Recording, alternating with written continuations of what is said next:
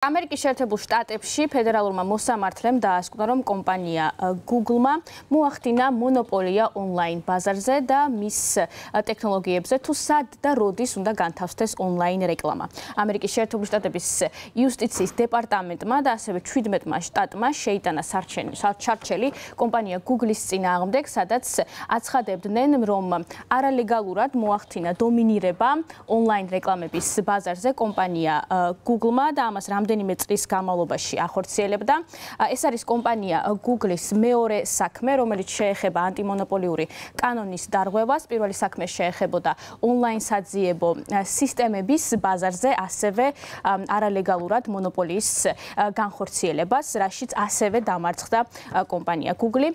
თავის მხრივ კორპორაციაში აცხადებენ, რომ აპირებენ გაასაჩივრონ სააპელაციო სასამართლოში ეს გადაწყვეტილება. კომპანია Google-ის ადვოკატები აცხადებენ, რომ არაფერი არ არის არალეგალური, რადგან მომხმარებლები რეკლამის დამკვეთებით თვითონ ირჩევენ კომპანია Google-ს და მის ინსტრუმენტებს ონლაინ რეკლამისთვის, რადგან მათი ინსტრუმენტები არის მარტივი, ხელმისაწვდომი და ეფექტიანი, რაზეც სასამართლოში განიხილეს, რომ ეს ხდება იმის გამო, რომ კომპანია Google წლების განმავლობაში მანიპულირებს მთლიანად სისტემას და ფაქტობრივად ანადგურებს კონკურენტებს, რის გამოც მომხმარებლებსა და რეკლამის დამკვეთებს უბრალოდ არ რჩებათ სხვა არჩევანი გარდა Google-ისა.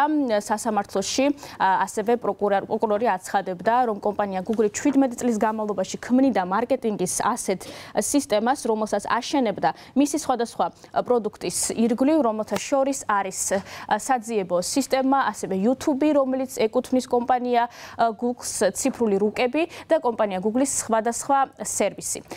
ამერიკის შეერთებული შტატების მთავრობას სურს, რომ კომპანია Google-მა გაყიდოს მისი რამდენიმე პროდუქტი და ასევე კომპანია Google-ის მშობელმა კომპანიამ Alphabet-მა მათ სურთ, რომ განცალკევება მოხდეს სხვადასხვა სერვისის, კონკრეტულად კი საუბარი არის Google Chrome-ზე, კომპანია Google-ის მთავარ ბრაუზერზე, რასაც ეწინააღმდეგება კომპანია Google, თუმცა სასამართლო დავა ჯერჯერობით არ დასრულებულა და შესაძლებელი არის, რომ მოხდეს განცალკევება Google-ის მთავარი ბრაუზერის მისი ძირითადი კომპანიისგან.